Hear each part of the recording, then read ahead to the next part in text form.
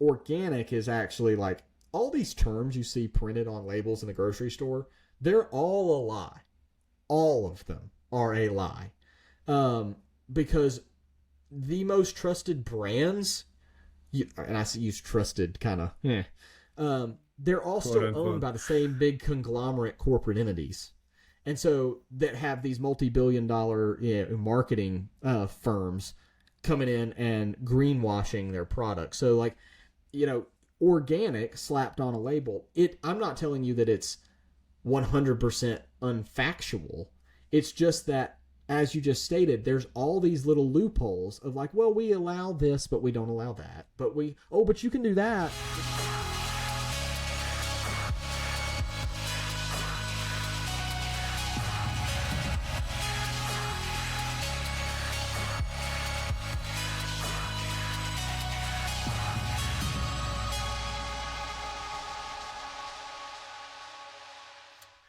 Hello, everyone. Welcome to another episode of the Otto Gomes Show. I am your host, Otto Gomes. I'm excited today. I have a very special guest who I knew in college, and his name is Michael Kinsey. He is I want to say entrepreneur, and it's the very new kind of entrepreneur that's taking back control and ownership of their land, of their food, of everything. And I think it's such an inspirational journey that he went on that my audience, I know you guys will appreciate it as much as I did hearing about it. So with that, thank you, Michael, for joining in. I really appreciate your time, your energy, and I cannot wait to hear about this farm that you put together, and now you're doing this co-op and like so many things. Yeah, man. I appreciate it. Thank you for having me on. Yeah, so what I like to do with these interviews is just to get to know your journey first. Mm-hmm. Basically, like how you got to this point and, what drove you to get to this point. So if you can tell me a little bit about your journey to this point, and specifically, what was your red pill moment that kind of shook you out of the matrix? I'd say there was probably multiple red pills along the way, so maybe I'll dabble those in there. But I would say, first of all, like I didn't grow up in a ranching or farming household. Like I grew up a suburban kid in a rural area, but a suburban kid nonetheless. And it was just something I always kind of dreamed about doing, but I didn't really have a real connection to it. And so anyway, like I took agriculture classes in high school, but then, as you know, ended up going to a liberal arts college, like just completely was like, whatever, that's, studied marketing, ended up really kind of putting it on the back burner. I would read books, I would watch, lectures and videos of people who were in this industry, because it was still something I was like, I guess you say like low key passionate about. Like I had no like vested interest in the industry. It was just something I really liked to study, and in hopes that maybe one day, like post retirement, I would maybe dabble in it or something. And then I guess you would say like the biggest red pill moment. That's kind of what I'm working towards, since you wanted to hear that. My biggest red pill moment was really when my wife was diagnosed with a thyroid condition, and that radically shifted our lives in terms of, we were both happy, young, healthy, and then all of a sudden just boom, she started getting like super like brain fog and just like no energy, got diagnosed with this, and basically was told she'd be on medication the rest of her life. And we kind of like battled back and forth with that with like 2 years of going the traditional pharmaceutical route, like doing what the doctor said, still trying to exercise. But it got really bad. Like it got to the point where like she hardly had the energy to get out of bed. Had a lot of like short-term memory loss. And so anyway, she ended up finding a holistic practitioner and going to her, and she ended up stripping her off of all her medications, putting her on a very strict, restrictive, organic-only diet, and giving her a bunch of food-based supplements. And like within a relatively short period of time, she got a lot better pretty quickly.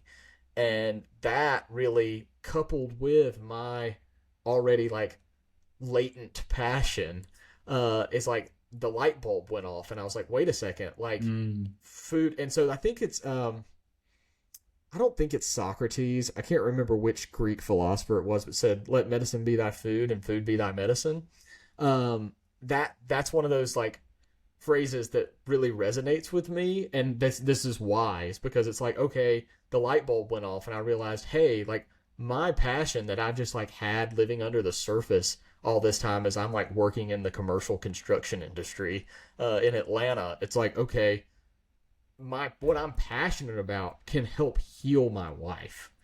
And then the deeper I got into it, the more I realized, no, the way in which we practice agriculture, which is branded regenerative, it solves a ton of the world's problems. Like, it's not just like a one hit, like, oh, it makes us healthier. Like, of course, stop drinking Coca-Cola and eating McDonald's, and like that can have an improvement. But like real health, like what really drives human health is like there's so many factors that are dependent upon how animals are raised if you consume animal proteins, or how the ecosystem is functioning if you're simply a vegetarian. So like, yeah, we can get into all kind, like this goes a million different ways. So I'm interested to see what questions you ask me, because my brain will just like go crazy. But yeah, that's pretty much my biggest red pill. Sure. I have. Say that again. I said that was like my biggest red pill. Oh yes, yeah, for sure. No, 100%. I think whenever there's medical issues, disease, it's always an event that shocks the belief system. Yeah, it's always going to be life changing. And just to compound on everything you said, I mean, food is essential. It was Hippocrates that said it. Hippocrates said that let food be thy medicine, and thy medicine be thy food. Thy food. But it's the building blocks. It's like you don't want to build a house on a foundation made of sand. You want to build your house on a foundation that is strong, made of rock. And so the foods that we eat, it's not just a calorie intake. It is a building block. And it's funny because I made a reel recently about meat. And I said, meat's going to kill you. And then I went specifically printed meat. And I had these discussions back and forth in the comment sections around electricity and frequency of the meat. And there was this like dissonance in that. Most people weren't getting that. They're like, what, you're going to eat an animal that's still alive? And I was like, no, it's not that. It's the structure of the meat. It's the electricity, the life in it. And they're like, oh, but even printed meat has life. And I'm like, no, it's about the life it lives. You can't genetically modify something to live a life, Correct. You can have the cells, you can have the building blocks, but the life that animal has lived will create a specific structuring of the cells. So what is your perspective on all that? Like, how do you present that information? Like specifically on the frequency side of things, or on the printed meat side of things? Well, like what's the difference between an animal raised in a cage in a farm that's, just pumping meat out, as opposed to living grass fed and open range and all that? Yeah. Like, what happens to the meat? Yeah, we'll shelve the mystery laboratory meat for a minute and just talk about conventional. That's a whole separate rabbit hole. Yeah. I think we can both agree that has a lot of drawbacks. On the conventional side of things versus this modern regenerative movement, which is really, for those who don't know in your audience, like it's really, we're hearkening back to nature. So like man has essentially forced the industrial model onto agriculture over the last 150 years. And so we have taken, like, let's forget beef for a minute. Let's talk about the chicken industry. Like, used to, chicken was a delicacy. It was expensive because it took a long time to get a chicken. And chickens inherently die. Everything wants to eat chicken. So basically, we over time, it all tastes like chicken at the end of the day. Exactly. We perfected, essentially, if you want to use that terminology, raising chickens in a warehouse. Essentially, we call them chicken houses, but it's effectively a warehouse. And so now, like a lot of the chicken, you go buy chicken at the store, it's between 6 and 8 weeks old. hasn't lived much of a life. It's never seen the Whoa. sun. And it's lived in this long warehouse with 10, 20, 40,000 of its closest friends for that time period. And so, like, that is super efficient. Like, it's insanely efficient, but that doesn't mean that it's right. It doesn't mean that it's healthy. Is it better than lab-grown meat? Absolutely it is.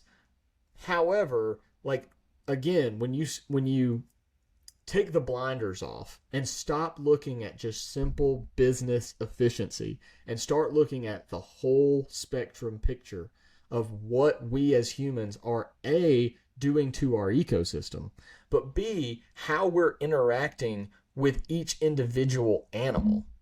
Like, are we having any sort of interaction with that? So I kind of go back to, like, let's erase the last couple hundred years of human history, right? Let's go back to pre-colonial era where most animals were undomesticated, for lack of better terms. There were still domesticated animals, but by and large, animals were something that you had a direct relationship with. So you had pastoral herders that knew every one of their animals and constantly was interacting with them, and or you had hunter-gatherers who, it may sound esoteric, but had a relationship with the wildlife in which they were tracking and hunting. It wasn't just this, like, caveman kind of mentality we like to project on ancient man, where it's very, oog, see, meet, kill. It's very disconnected, right? Correct. It's like you go to the jungle and you're in survival mode.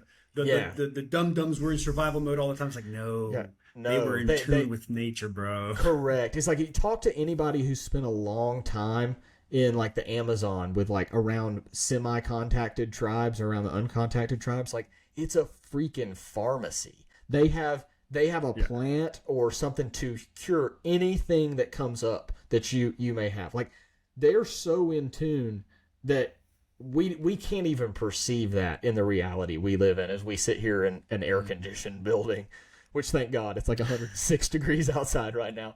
But really, like, the going back to what you said about frequency and life force, and, like, that gets into what I call, like, the more hippie version of what we believe as far as what we're trying to pursue. But we believe the animal that lives the happiest, healthiest life that it can truly produces the healthiest end product for you to consume. And that's important to us, that you have, and that you can, both from an animal welfare perspective, that, there's a lot of guilt that goes in a lot of people. A lot of people are vegetarian, vegan, simply out of a guilt. They can't stand the fact that something may have to die so that they can live. But in reality, all we are made to do is take in other life force to sustain our own. Whether it's plants, like, we ignore the fact that, like, plants talk to each other through mycorrhizal fungi in the soil, and it's, like, called the internet of the soil. Like, all plants can share nutrients. Yeah, like, they can share nutrients with each other, and they can communicate with each other. And, like, so that sounds like super transcendental almost, because it kind of is. But when you see the world through that picture, it's like, okay, something has to die so I can live. And whether it's cute and fuzzy, or whether, it's something that I personally, through my own humanity, don't recognize as a mammalian life, depending on how far down the rabbit hole you want to go, is that relevant? But what matters is what I'm consuming living its own healthy life in its own healthy environment. And because there's so many.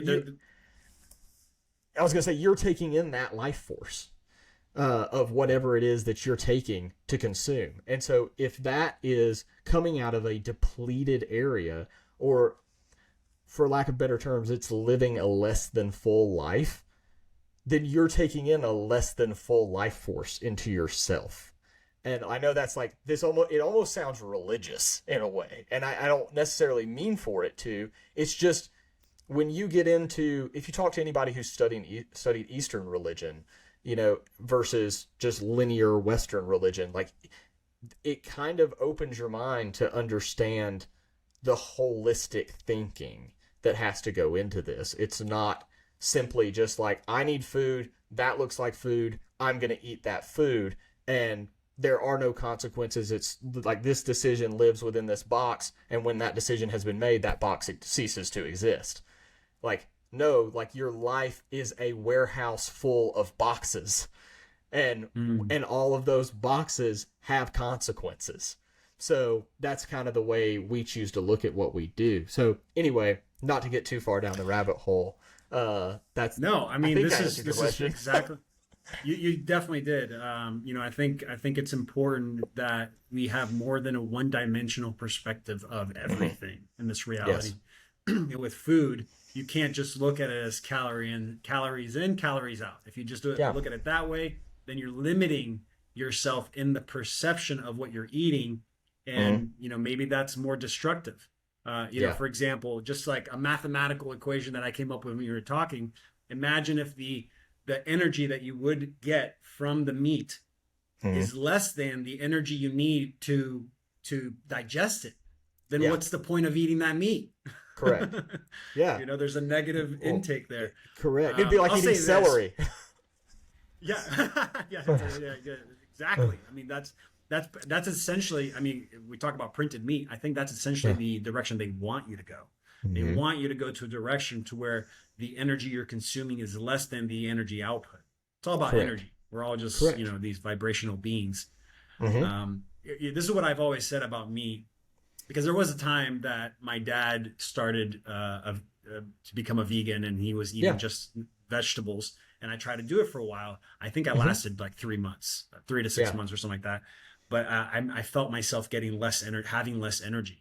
Yeah. And so now what I say is my spirit doesn't agree with it, but my body thrives on it. And I think it's because we're living in an environment that's so toxic. Maybe if we lived in an environment that wasn't as toxic, and we were more in tune with nature, and you know, we weren't consuming all this crap, we wouldn't need food. Maybe, you know, we could just live off of breathing and sunlight. But we don't. We live in a very toxic chlorophyll reality.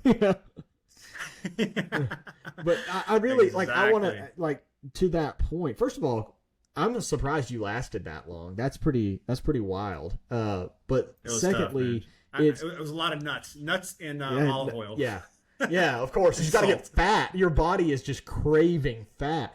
And that's something I think we often like just forget in that world. We also forget that, especially with like militant veganism, those people often forget, like, okay, in order for you to survive, you're probably consuming vast quantities of soy for your protein intake, or seed oils, and to produce both of those things is produced in a monocrop fashion, and it's very destructive to the environment and destructive to a lot of small life. So like everything that lives out in a pasture environment, whether it be snakes, squirrels, rodents of any kind, really, rabbits, also tons of ground nesting birds, turtles. Like there's all kinds of life that lives out there, and when you have to go till it all up and spray it with chemicals so we can grow your soybeans, I don't think you've had the effect you thought you were gonna have. So like that's really something I don't talk about too much anymore. I used to harp on veganism a while ago, but like I kind of came to realize, like, the people that are staunch in that belief really can't be swayed. Like they're too beholden to that, like their paradigm, and that's okay. You know, that like just let it probably live and let live. Their life initially. Yeah, you know. Yeah, and the reality is, I've heard people say that before. It's like, well, I got so much healthier when I became a vegan. It's like, yeah, because you probably stopped eating a ton of processed food.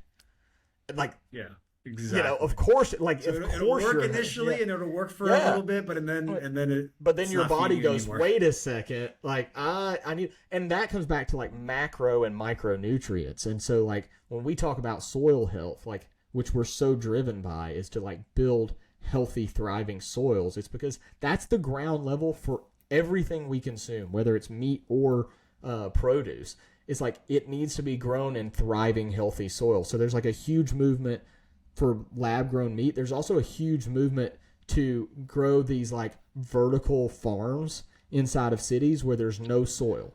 And it's like, hey, we're just going to seen a lot of the newer buildings being designed in Saudi Arabia.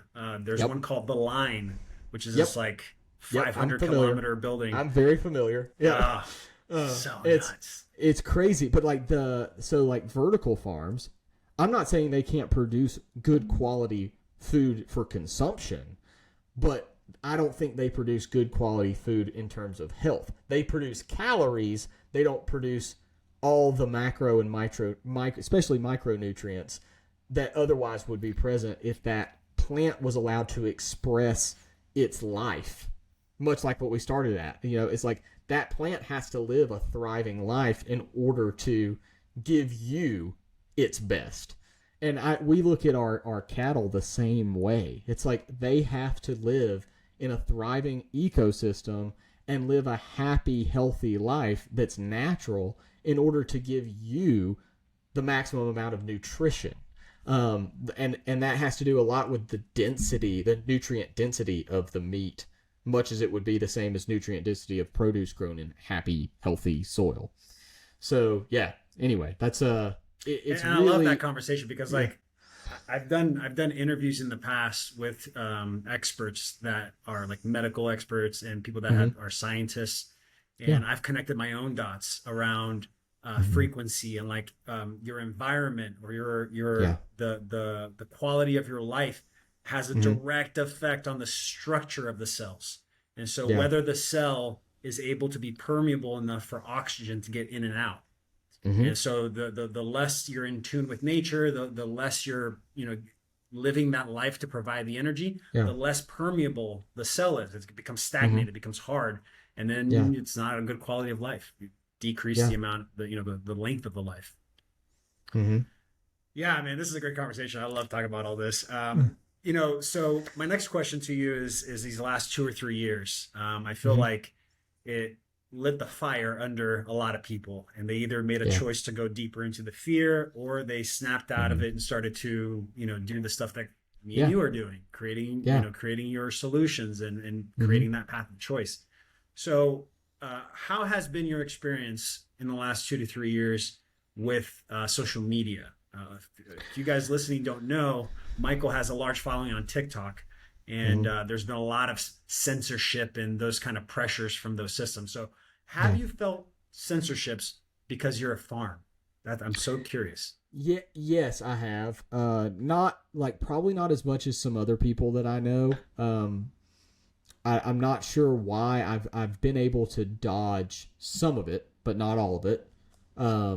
There's certain things that I'm a realist.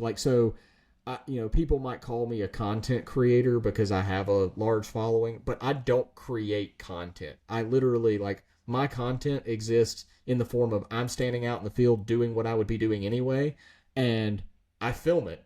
And I might talk it's like about people are living vicariously through you. They're like, I am in a building with no lights right now, and I'm on a farm. It's like, people, I guess what kind of put me on the map is like, my cows are kind of trained like dogs. Like I can call them and they moo and they come to me. And so that's attractive to some people, I guess. It is kind of fun. I still smile when I do it. What would you say is the thing that you did have censorship issues with?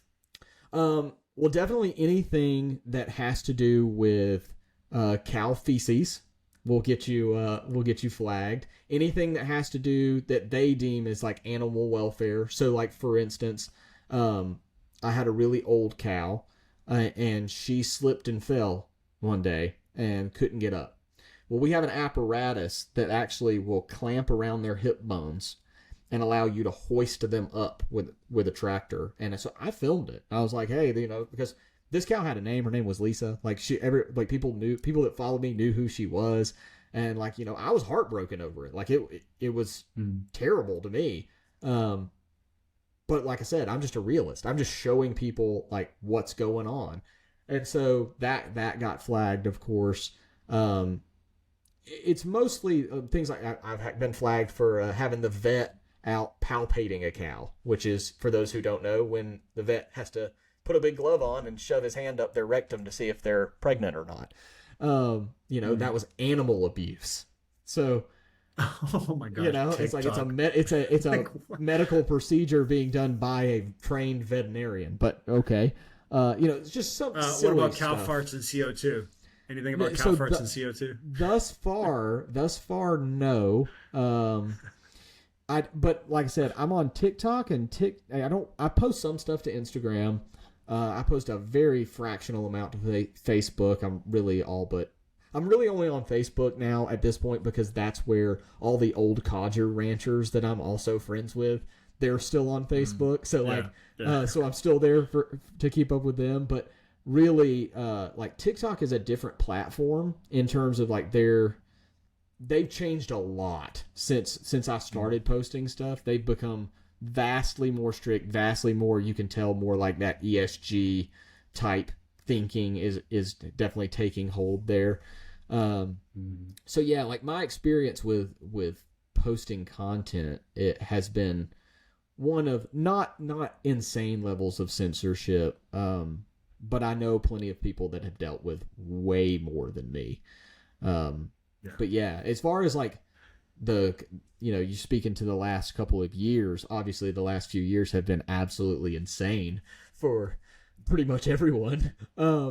And especially for us. I mean, I remember during the COVID lockdowns, I posted a video telling people like, hey, like there's no beef in the grocery store, but your local like ranchers still have beef in the field. Like we still have beef and they'd probably love to sell it to you, and there was this huge hunger, this huge outpouring for people of wanting to support. And it really, I mean, I'm a kind of a pessimistic person sometimes. And like, it was really out of desperation. Like those people weren't looking to make a paradigm shift. They were just freaked out.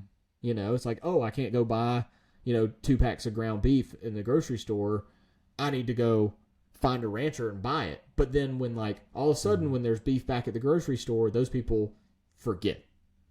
They no longer have any interest in Convenience, buying beef. dependency. Yeah. Well, I mean, there too, there's also this narrative that, I mean, granted, I'm not your conventional commodity rancher, right? Like if you just want ground beef, you're happy just to buy run-of-the-mill ground beef or steaks or whatever. Keep doing what you're doing. God bless you. Have fun. But like I always tell people, like I want customers that share my values, that aren't just looking for a value, because most people don't, especially on the right side of the political spectrum, there's this huge like farmers are the best of us, and they're the backbone of America, and this, that, all this, and we should pay teachers more, that kind of. But it's like, okay, but nobody wants to pay an extra couple dollars a pound for their beef to make sure that the farmer down the road actually makes a real living. Everyone expects that he should meet the Walmart price of imported beef, and that's well, dadgummit, you're producing it. If I'm buying straight from you, you ought to be cheaper than Walmart. And you've really lost, again, the holistic picture of what's happening and the corporate takeover of our food system. I mean, I would argue that is the perspective difference of looking at your body as a machine, opposed to looking at it as a garden. It's like, it's the quality versus quantity issue. It's just like, are you looking at the quality or are you looking at the dollar value? I mean, it's something that I've laid out to people multiple times is like, if you go to any retail grocery store and you buy their ground beef in the meat counter, it's almost 50% water. If you buy my ground beef and you cook it like side by side, you will have almost 50% less than what you started with. And whereas mine may have a reduction of maybe 10%, 10%. Like, so it's perception. It's no different than you hear about like the term shrinkflation, where it's like, oh, I used to buy this cake mix or whatever, and it was 16 ounces, and now it's 14.5, but it costs the same amount. Like those are the kind of things that are happening. This like sleight of this is hand. happening so much right now. I don't know. Let's just take a moment because Yeah. I just saw recently rice. Hmm. They're starting to put. I'm not even kidding you guys. Yep. Microplastics into the Yep. rice that will Filler. just create a filler Hmm. for. And it's accepted. It's okay to have a certain amount of plastic. It's okay to have a Yep. certain amount of bugs. It's okay to have a Yep. certain amount of rat poop. What? Well, that goes back to the point of why we are not certified organic. So we actually function Bro. above the organic standard. Like, so I intentionally do not go out and What get does that certified. mean? Break that down because I don't think people understand. I know there's kosher. I have heard kosher is like okay. above organic. But It's yeah, go not. ahead. It's not. So kosher is a No. religious thing and has to do with the method in which an animal is killed. And it really like its methodology. It also has to do with like the animal has to be prayed over, much like halal for people that are Muslim. Like that's really has to do with the ritual killing of the animal. The animal has to be bled, all that kind of stuff. So organic is actually like all these terms you see printed on labels in the grocery store. They're all a lie. All of them are a lie. Because the most trusted brands, and I use trusted kind of, they're all Quote, still unquote. owned by the same big conglomerate corporate entities. And so that have these multi-billion-dollar marketing firms coming in and greenwashing their products. So like, organic slapped on a label. I'm not telling you that it's 100% unfactual. It's just that, as you just stated, there's all these little loopholes of like, well, we allow this, but we don't allow that. But but you can do that, but just don't do this. And so like, it kind of loses It's all the its wording. meaning. It's Yes, the wording, right? It's just like well, this. it's basically, whenever the government gets its hands on something, it loses all credibility. Basically, because they have to appease their lobbyists, who are the owners, who work for the owners of these big mega conglomerate food companies. And so, like, yeah, they have to carve out all these little loopholes so that, Kellogg's can market its own organic line of cereals. And, they're ultimately, and you and I both know this, like, when it comes to food, your own eyes and your own verification is probably the best source of judgment. But we have been trained as a society to trust the labels. Don't worry about Don't trust it. your body. Don't trust your instinct. You're wrong. You don't have to think about a thing. Just trust us. And so I'm not saying that all those labels are inherently all bad or all 100% a lie, but how much of a lie has to exist for it to be called one? And so for us, I say like our whole business is functional on its integrity. So if I tell you this is what it is, or if you ask me like, hey, I've had this question a lot lately. This goes back to what's happened over the last 3 years, is to ask about the vaccination status of our cattle. And, I will tell people, like, okay, yeah, we still use a couple of vaccines. Personally, would I love to just cold turkey, like no more? Have I done that? Yes. Did I have a train wreck? Yes. Because, again, we're still working to bring the whole system in balance. And one of my favorite phrases is nature doesn't care about your feelings or your profitability. So, sure, nature will kill off 80% of your cow herd. She doesn't care because she operates on a timetable vastly longer than the lifespan of you and I. And she'll build it back. So, we have to make subtle gives in certain directions. And there's some people that are still that are prospective customers of mine that still are just like, sorry, I'm going to keep looking. They won't take, they need 100% clean. And what I tell those people, and maybe I'm right, maybe I'm wrong, but I don't know a single person that does this for a living. I know plenty of people that don't do it for a living, do it on the side. that will not vaccinate their animals to some capacity. I don't know anybody that's doing it for a living that doesn't do at least the bare minimum, which is what we do. And that being said is because there's a lot of people out there that have 10, 20 animals, that's a hobby for them and it's not their livelihood. But like for me, if I have a big disease loss in the herd, it's my life that's on the, it's my entire livelihood that's on the line. And also there's an animal welfare component to that too. But we personally believe that we will reach a threshold one day where the ecosystem will be, or at least regionally in our specific biome, will get to a place that's in enough harmony that we can pull away from those things. But we're just not there yet. I mean, we took over a very degraded resource. This place was corn and cotton since the 1830s. So it's like, it takes a long time to build back what man tears down. So to go back to that natural state, right? Redo the land to that back to the natural state. 100%. Look, I'll say this: during these last 3 years, I wasn't one way or the other. I was like, it's your choice. Pick your poison. We can't control it all. Control what you can, let go of the rest. It's just the reality we live in. It's just like what I said about meat.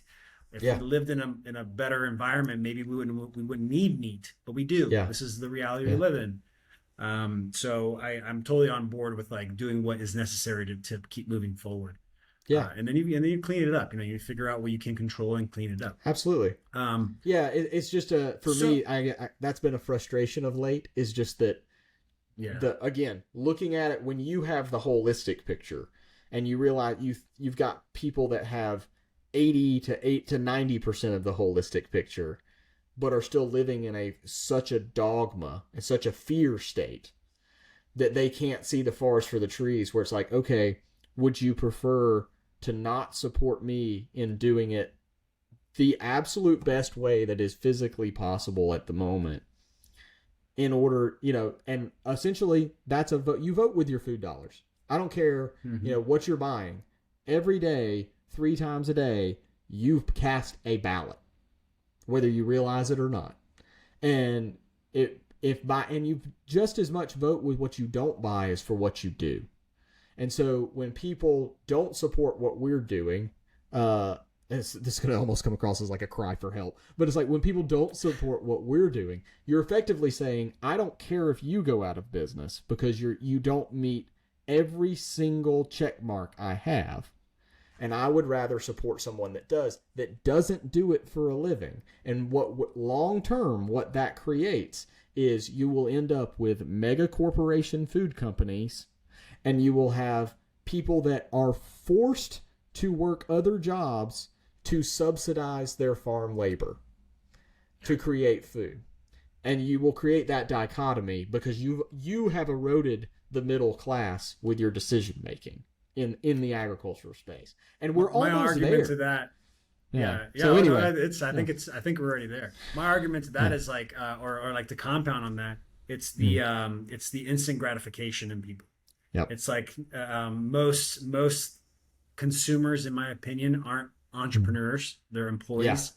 And entrepreneurs understand where the process to get a reality, a paradigm shifted. And it's not going to be instant. There's a process to it. I would say that we're currently in a transitional period because I get asked a lot of the similar questions when it comes to crypto. It's like they already come with like, I want this to happen, and it's like, okay, we can get there, but there is a transition we have to bridge over. There's a process. So I had a question to you, if you can kind of break this down a little bit. Sure. I know you mentioned the type of farming you do. Right? So I want to kind of just layer out what I know about farming, and then maybe you can add fill in the rest. So there's agriculture farming, there is permaculture farming, and I learned from you there is monoculture, right? Monoculture farming. Monoculture. So which one do you do? If it's one of those 3, and if it's not, what is it? Okay, so to clarify your definitions, agriculture encompasses all of it, whether it be permaculture or monoculture. And permaculture is on one end of the spectrum, and monoculture is on the other end of the spectrum. And to briefly describe those two things, those are both under the umbrella of agriculture, because they're both, agriculture is just simply the act of growing and or raising food, or clothing, not clothing, what's the word I'm looking for, fiber. Thank you, me. Yes. So you have monoculture, which is like, hey, I'm going to go drive across Iowa right now, and I'm going to drive by nothing but corn for 150 miles until I hit a soybean field. It's like, but that's all there is. So it creates essentially a biological desert. Even though it may look green and it's growing, it's just one species that supports no additional life. So that's monoculture. Mono meaning one species. Like, so we are just raising one thing. And even in the livestock industry, that has become the norm as well. It's like used to, and I say used to, 60 plus years ago, most dairy farmers raised pigs and they raised some corn, or they kind of did a little bit of everything. And now it's pretty much you're expected to, like, you're a rancher, you just raise beef. That's all you do. Or you're a pig farmer, you just raise pigs. That's all you do. And this kind of this breakdown into everybody is so hyper specialized, nobody knows how to really do anything holistically anymore. And so that's one end of the spectrum. So monoculture, super highly specialized. Permaculture being the total opposite end of the spectrum. That is a paradigm shift in the way you think. Permaculture is a whole system, really. But just to make it simple, we'll say from strictly the food production standpoint side, it's super decentralized.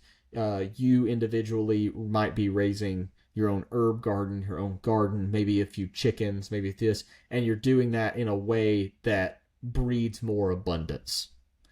So, for instance, there are few and far between, but there are some permaculture designed neighborhoods that exist that are like, you can see like before and after pictures. So they exist online. It's like, and maybe if you can find one, you can put one in a clip up or something. But like where it's like, this looked like standard suburban neighborhood, and now it just looks like orchard garden chaos. But like, I think I've seen this. Is it like in their front yard, right? There's like gardens in front yards. Correct. Yeah. Where it's like all of a sudden all this energy and time we wasted, like fertilizing, dethatching, aerating, mowing grass, which is a monoculture. And now we just turn that into food production for our family and for our neighbors. Because you know what I learned about grass? I should probably mention this. I learned that it stems from like the kings and queens when they wanted to just showcase their wealth, because like land was precious and you would grow food on the land, and so they would have their home with nothing but grass, because it was to prove like we don't even need this land. So there's truth to that. There's also a deeper issue, and my buddy Hobbs, who you would also love talking to, by the way, he has said this best, I think, in that he postulates that it's deeper than that. That it goes back to essentially when we were still hunter-gatherers. So tall grass scares us, because tall grass is something that we can't see through it. We don't know what's coming for us. We feel like prey and when I talking tall grass, I don't mean like, I didn't cut my lawn this week, I'll cut it next week. I mean like tall pasture grass, like 4+ feet tall.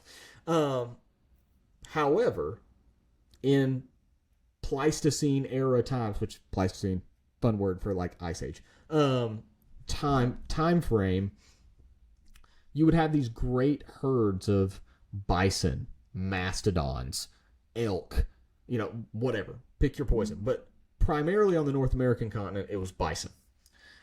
And they would come through, and they would, million+ bison in a herd, and they would level the grass. And there would still be trees left, right? So you would have this dappled trees with mowed grass. And humans would hunt in the wake of the bison herds, whether we would be picking off the ones in the rear, because this was pre-horse. And so we would hunt, and that was the system. We didn't have to worry. We could see snakes. We could see things coming from a distance. And so it psychologically put us at rest. We were under the shade of the trees, and like that put us in a state of rest psychologically. And so that harkened forward to the time of like the medieval time, where you would have these estates, these duchies or whatever, and you would have the lord and lady or whoever, and they would have a lawn with dappled trees. Today in the UK, they still call that a deer park. But anyone, even in America, even in America, think about it. If you go to a really, and I'm talking like really wealthy person's estate, it's always big house and then manicured grass, mixed trees. Because there's something psychologically inherent in our minds that is Eden. Like that is where we are most at rest. And so, yeah, I have to give credit to my buddy Hobbs. He's the one who came up with that. No, that sounds way better than my theory. My theory was like they're just cocky. They're just cocky. No, like I will always go deep with you, Otto. We'll take it deep. No, I love that. Have you heard of farmers using copper tubing with electroculture? Gallium, I think it is. Yeah, so electroculture. Yeah. Tell me about that. I've heard a lot about that recently. That's something I don't honestly know all that much about. It's relatively new to me. I discovered it via TikTok, which funny that is the best thing about TikTok. I don't tell anyone that they should get TikTok, but that's the one thing it has benefited me with. Is just the random stuff it will aggregate and throw at you. For somebody that has a brain like mine, like it's crack cocaine. So I really like, yeah, dude. It's like I just want to learn. Like I just have a hunger to learn things like that, and so it's it's really cool. But like, yeah, the electroculture thing is like, you got a lot of people that is like, that's new age, BS. But like in reality, it goes back to, in my understanding, it goes back to Tesla's premise of vibration and earth energy, like 0 point energy. And we effectively, and I'm not a quantum physicist, so I don't understand all the nuts and bolts of this thing, but like I know that I have watched people that experiment with it and that are skeptical and end up being like, holy crap, this worked.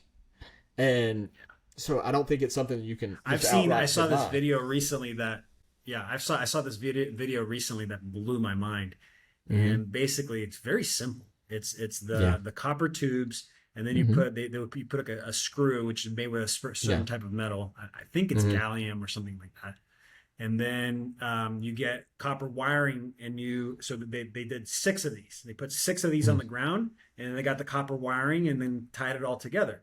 And then they got a meter to see the voltage. And it was equivalent to one of those 12-volt batteries. Yeah. So it was 12 volts that was being created with just 6 of these. So they call them like ground batteries, apparently. So this is a real thing. It is a real thing. And like, I don't know what the implication of that is. Again, we are trying to be a bridge, right? In the sense of what we're trying to do in terms of the grand play we're all playing our parts in. Is like it as far as we want to change the food system, and for it to operate the most functionally, it needs to be as decentralized as possible. However, we also recognize that our society is not going to completely change, in the sense that we're not going to totally vacate cities, settle all the rural land in this country in small homesteads, and we're all going to have like cottage industries where we all like, it's not going to be Jefferson's utopian agricultural vision for the country, but we will have some, we already have seen it. Like there's a modern homesteader movement that is real. And like there's some of that happening. However, there's still going to be a ton of people that reside in urban centers that don't have the propensity to produce their own food. So there will still be a need for larger scale farms. And we quantify as a mid-sized farm. But like there will still need to be professional farmers. And so like some people will paint this rosy on the permaculture side of things. There are people that will paint this like rose-colored glasses view of, oh, well, if we all just take our shoes off and ground and, and put our hands in the dirt and grow our own food, that like we'll all sing Kumbaya and be happy. And the reality is like that's kind of a very 1960s-esque vision of what the future can be, and it denies the reality on the ground. So we try to take a pragmatic denying tools view. that exist. I say that all the time about blockchain. I'm like, it's there. Why can't we use the tool that exists? Exactly. So so there's definitely I think there's room to be in the, like, I don't want to say in the middle, because I don't feel like we're in the middle. I feel like we're definitely more towards that permaculture-esque side of thinking. You want to be the bridge. Like you're looking for the solutions to be that bridge. I know it because I feel it, because I'm the same way, man. I'm always looking for like, where's the middle ground so that I can bridge people over to this side. Exactly. Well, I mean, it's the same with like when you grown up in the society we've grown up in, right? Where it's like, okay, well, you can watch MSNBC or you can watch Fox News, and it's like, okay, but neither one of them are telling me the truth. Like the truth lies somewhere in the middle, and so like, give me the middle. And that's kind of where we are, is like we see the bigger picture of what's going on, but also like there's so many people that are so quick to just flat out like demonize conventional farmers, when in reality the paradigm they're living under is one that was born out of necessity for survival. They were just doing what the land grant universities told them that they were to do to make money. Really, I think at the beginning, not knowing that those land grant universities studies were being back funded by these big conglomerate food companies that look to prey on the farmer. So now they own this entire supply chain. I mean, Bayer Pharmaceuticals is the largest company in agriculture today. So what does that tell you? Do they care about you eating healthy food? No, because it doesn't make them money on the back end. Like they have found the mechanisms by which to generate maximal profits. So anyway, I'll step down off that soapbox. I appreciate the soapbox, man. It's a weird reality we're living in. I mean, we have Ball Gates buying up all the farmland. Like we're hearing a lot about that, and I believe. What do you believe about that? Before I go on here, what do you think is going on with that? Again, I would say the truth lies somewhere in the middle. I think that there's I definitely don't like the man. I definitely don't like what he's doing. So in that respect, no. But however, there's a lot of people that use that terminology, buying up all the farmland. And that's also like, that's taking it a bridge too far to me. Because like, no, like, he's hedging a lot of his bets, because, I mean, farmland today is worth a lot of money, but it'll be worth a lot more money in the future. And so I think for him, it's just like a security blanket. Not that I don't know why you need one when you have as much money as he has, but that, to me, I do think it's more about control. And so, like, I think there's definitely strategy at play. It's not just like, hey, I'm going to go to Nebraska and buy up half of Nebraska, right? And I'm going to build a mansion in the middle of it, and that's going to be my kingdom. It's like, no, I'm going to strategically buy up all these different places. And again, it's not like this has happened in the past, right? Like Ted Turner used to be one of the largest landowners in the country. But however, his reasonings for doing so was he once said he wanted to be able to ride his on horseback from Canada to Mexico without leaving his own property. So it was this very like, I want to be I want That's to be hilarious. John Wayne. It had nothing to do. It was bravado. It really had nothing to do with like business. It was like that was what he liked. Whereas I feel like I would argue with, I would argue with Bill Gates, it's definitely business, or at least half of it. There is strategy at play. I don't know if it's water. I honestly haven't dug deep enough into it to know if it has to do with water. I have a theory, which is something that most of these people, these elites that have a lot of money, what they do to wash money. So if you want to wash your money, this is not financial advice. This is for entertainment and informational purposes only. If you want to wash your money, this is what they do. You get your money, you buy the land, you take the land, you take out a loan against the land, and then you use that money to go into stocks and all that good stuff. Yeah. So that process essentially washes it because it's not connected. Yeah. It's two different and things. That has taken place so much in the American West, and it has moved east now. Again, I do think there's some like Ted Turner-esque people still, and I wouldn't categorize them necessarily as the elites. It's the people that are under them in net worth value, that still want to like, oh, well, I want to, so-and-so owns 150,000 acres here. Like, well, what if we bought 10,000 acres, and it really just has to do with keeping up with the Joneses. But I do agree with you. If you look at land prices, I remember looking at land prices 10 years ago in Montana, and you were looking at like, you could still buy in many parts of Montana, you could buy, 640 acres, which is a square mile. They call it a section because that's how they sell land out there. It's by the section. Mm-hmm. You could buy a section of land for $1,000 an acre. And in some places it might be $2,000 an acre. But now, so like it's a little less than $1 million, like 670,000. Oh, it's astronomically higher than that. it's like 10x in the last 10 years. Whoa. And I think now granted that varies depending on region and where you are, but you can't look at a ranch that's of any real size. And when I say real size, I mean productivity size. So like out west, it would take like 20 acres to run one cow.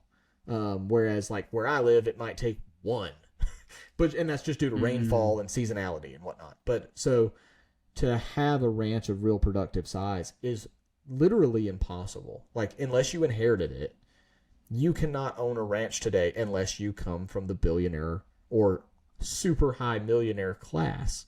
And I think largely it's due to what you're saying. I think it's a lot of people fleeing California, but I think a lot of it has to do with people washing money, because I don't see how the land market itself was driven to those ends without. I mean, if you look at money. It's always about following the money. Bill Gates made billions upon billions with the vaccine. He has now in the last year or so been buying up land, so he's taking the profits and buying property, and then what's happening with a lot of this property right now? It's getting destroyed. There's a lot of destruction happening to the property, so they're getting it for cheap. And they hold on to that asset, take out a loan against it, and then now play the markets. Yeah. Game as old as time. I think it really goes beyond that though, because obviously follow the money is a tale as old as time, right? But when you have all the money in the world, right? Like you have everything you could ever dream of. You're literally one of the richest men on the planet. What do you want then?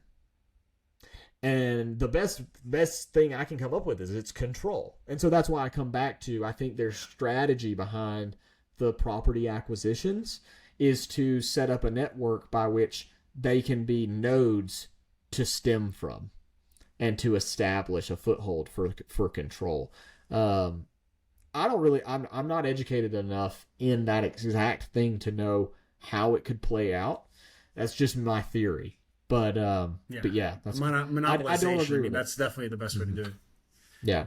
Yeah, it's nuts, man. And so, to talk a little bit about solutions and just kind of to bring that in here, the practical stuff, so things that we can do. I'm the crypto guy. I always look at blockchain as a solution for transactions, to be able to keep a ledger, to recreate trust amongst us. But I know that there are these things called co-ops now. So tell me a little bit more like what that is, and how can somebody be a part of one if they want to. So cooperatives is kind of like, honestly, I call it the original unions. It's like like farmers cooperatives have been around for a very, very long time. So it's an old solution to a new problem. And me and a group of other ranchers have gotten together and we formed a cooperative. And I'll just be blunt, like, we've had some issues, had some hiccups. Who'd have thought that when you get a whole bunch of stubborn ranchers together, there might be some problems. And so, like, maybe you guys need blockchain. There's no question. Maybe we do. Honestly, has more to do with putting too much trust in one particular person. But however, we're setting forth rules to control that, to rein it in, to rebrand, and we're going to move forward. However, there's a lot of, I'll speak to the problem, then I'll get to our elegant solution. Is the real problem we see is the common answer to the problem that exists, which is connecting you back to a localized food system, is there's a lot of solutions that exist for that right now. And those solutions look like aggregators. And those aggregators are people like ButcherBox, for instance. Or there's a ton of other services out there. But they're all aggregators, meaning that you have a corporate entity that contacts a farmer, agrees to buy from them. They package, they ship things to you. So they are the middleman between you and your food, which is effectively like one order of magnitude less bad than what's happening at the grocery store, where there's a few more middlemen between you and the farm. But at the end of the day, you're not actually bridging the gap. You are the toll master of the bridge. And so everything passes through you. And the problem with that is it sets up a precedence in this venture capital world we live in that eventually those things become worth real money to people like Kraft Foods, who have billions of dollars and see you as you're eroding their market share. And so they can come in and offer you 10x on what your valuation is because they want to eliminate their competition. And they take you over and they never change anything about the brand. And they don't make a big announcement to the customer base like, hey guys, we're now owned by Kraft Foods. You just keep your subscription service, and they keep pumping out, except now instead of sourcing your beef from local farmers, now they're buying it from, Brazil, and they're importing it and tell you like, you're supporting American agriculture, because there's no laws against them saying otherwise. And that's the kind of thing where we look to what's the real solution. And the real solution is decentralization. It's using that same methodology of a cooperative where instead of being an aggregator, you're a conduit. So we allow people to just meet their farmer, and you are buying, like, you might purchase through the cooperative, but that's just a medium by which for you to, like, we still all operate our own labels. We're not operating under the we're just using the cooperative as a tool that can, like, when people come in, because we can use our resources and pull them up from a marketing standpoint to reach a consumer base. But then when that consumer comes in, they get sorted to the closest rancher to them. And so, like, we still postulate, like, we want to grow this beyond simply just ranchers. Like, we want to get into people, all other proteins, and maybe eventually get into the produce side of things, to where people can now interface directly with, and like, I'm still reeling. Like, my brain is still running, like the hamster on the wheel is still going as fast as it can go, thinking about like how this really could play out, because our goal is to turn the food system up on its head, because right now the food system is bottlenecked it's owned by, I think there's 7, really 4, but 7 major companies that own pretty much the entire supply chain for our food industry.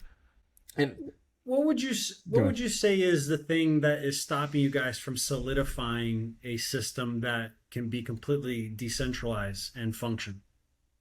What is it exactly? Is it just the systems themselves, like to keep track of the Yeah, transactions and all that I would logistics? say that yeah, there's definitely some of that. Some of it is just the heartburn, as you know, like on the entrepreneurial side of like, okay, we're setting off into unknown territory. It's like, how does this play out? How do we mitigate uh, one of us getting greedy?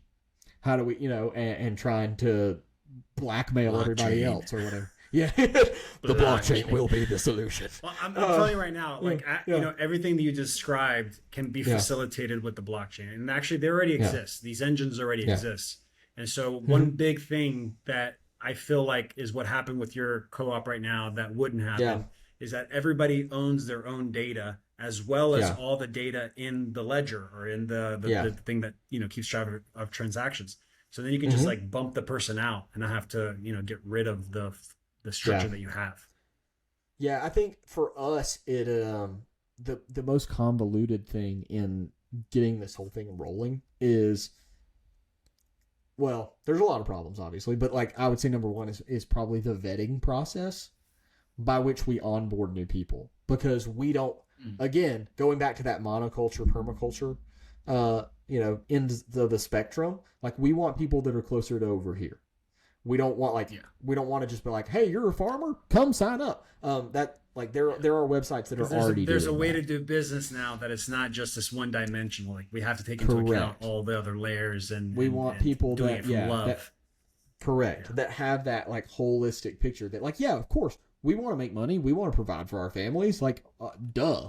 Like, however, like we also want to serve the greater good, and we want to think about our fellow man and whatnot. The problem lies in the fact that like when you step outside of that box and you start to do something different, especially in the agriculture industry, like you, everybody's like, what are you doing? Like, you might as well tell somebody, like, throw a spell book at them and tell them you've decided to study witchcraft. Like, it's, Yeah. like everybody's like, what? You didn't bring me my gold coins? Like it's very. I won't say it's backwards. We're not backwards in thinking. It's just you're talking about it in. Honestly, you could probably draw some parallels to a lot like political minority classes and how they've been treated in the past. Like Mm.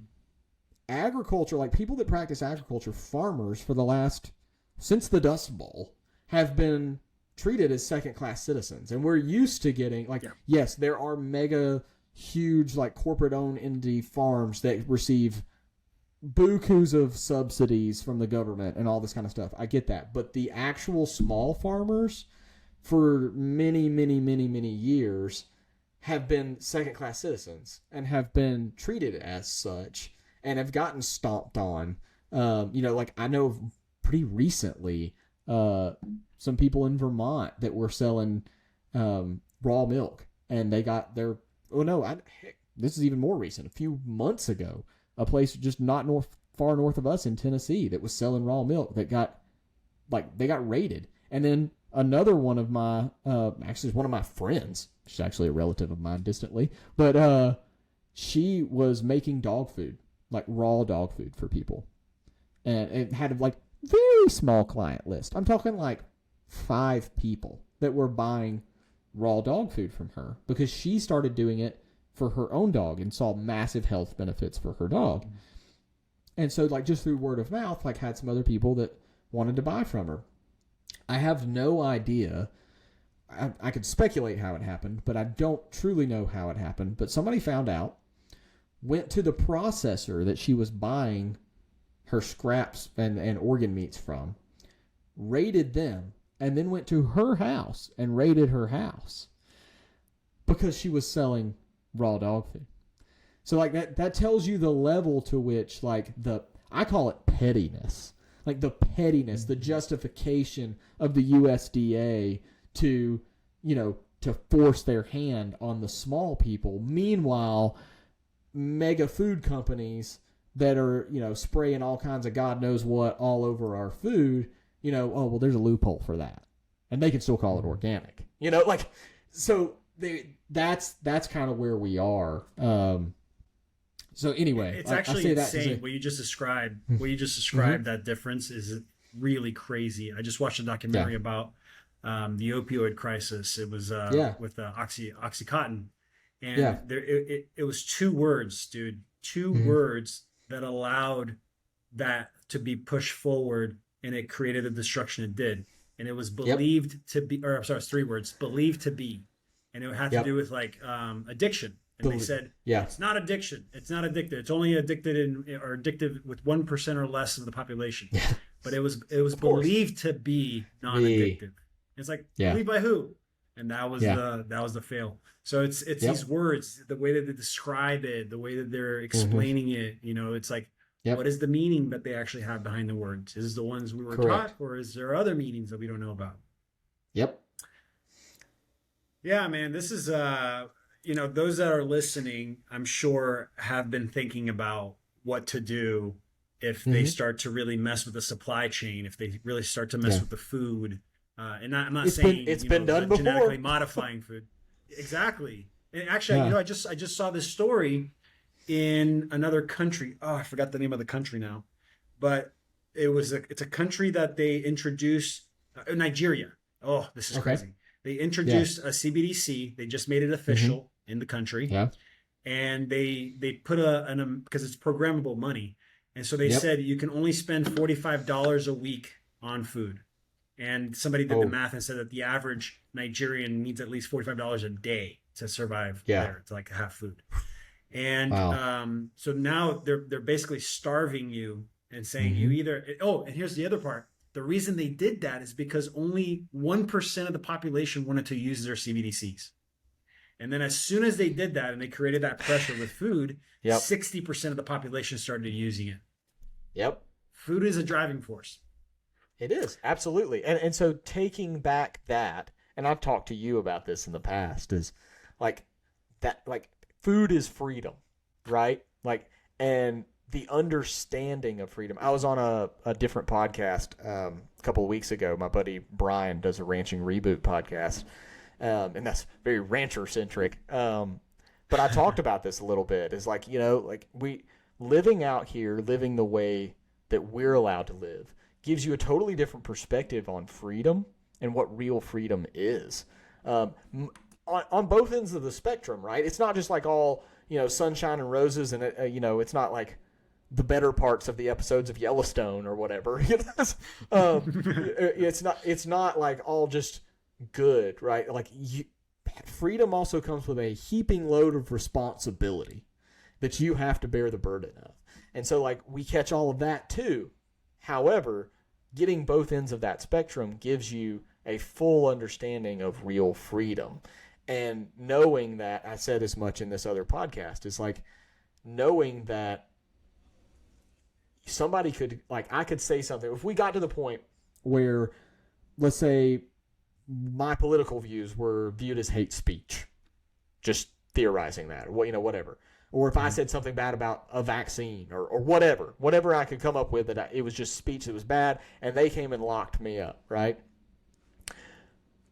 The fear that I have is demonstrably less than when I was in the system, aka working for the man.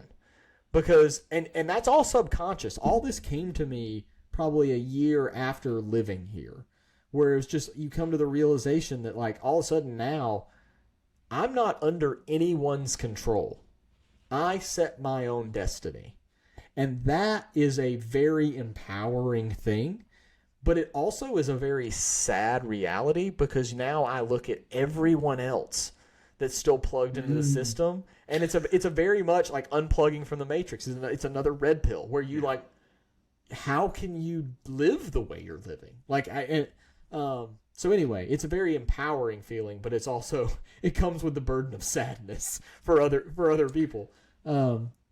But yeah, I totally resonate with that, and it's like it's hard to describe it, right? It's hard to like verbalize it, because you have to embody it. You have to actually feel the feeling of freedom. You can talk about it all day and say all those words, and there's an idea of what that feels like, but when you're in it It's this. It's like, think of like an expansion. It's Yeah. imagine Well, freedom of and- choice, and freedom to- of autonomy. To stem off of that too, I also tell people, like when COVID lockdowns happened and the grocery store shelves, had in the meat department there was some beef jerky packs there, and that was it. That's all you had. I always tell people a stocked freezer is the best insurance policy you can ever have. Because legitimately, like when all of that happened, like you can see, I've got 2 big stand-up freezers right there. And they were full of beef. And I was like, oh, like this sucks. I don't like this. But at least we still got nutrient-dense food. We're not going to starve. Like, okay. And so, like, again, going back to what I said earlier, it's like there's still going to be people that don't have the ability to grow their own food. That's okay. You just need to find people that are and doing it the right way and support them. Because one thing I haven't said thus far that I know me and you have talked about in the past is like the way our system is designed is it's not dependent on the system. Like our systems are mimicking nature and looking to nature to solve problems by mimicking what she did pre us getting involved with her. And by doing so, we the grid goes down or, whatever, just, Pandaleria sets in. It's like, okay, like our system isn't dependent upon, we have to ship our cows to a feedlot. And so ergo they need row crop agriculture to make sure that they get fat. Or, our system, we're not propped up on all kinds of fly sprays and chemical fertilizers and, there's a plethora of, and herbicides and like all of these things. Our system operates without those inputs. So we can continue to produce beef without the system as it exists now. Like we are decoupled from that. So like, again, I've said this before to you, I know, it's like, when you talk to people about the price of beef and they want to compare it to what they're buying it for in the grocery store, normally not even fully aware of what that is and the disparity of quality. But also from a securities standpoint, I always say it's almost like you're selling insurance, where it's like, okay, but when your food system starts getting tampered with because you don't realize it, but it already is being tampered with, how much is a relationship, a real relationship, a handshake relationship with the person producing your food, how much is it worth then? And how much would you wish you had had that when the shelves are empty? Or when the shelves are just, all you can get is mystery meat. Like that, again, that takes Mystery meat, printed meat. Yeah. Yeah. It's like that takes a level of turning your blinders off and opening up your eyes to what's really going on and knowing that okay, I could actually vote with my dollars to support a local person that first of all, wants me.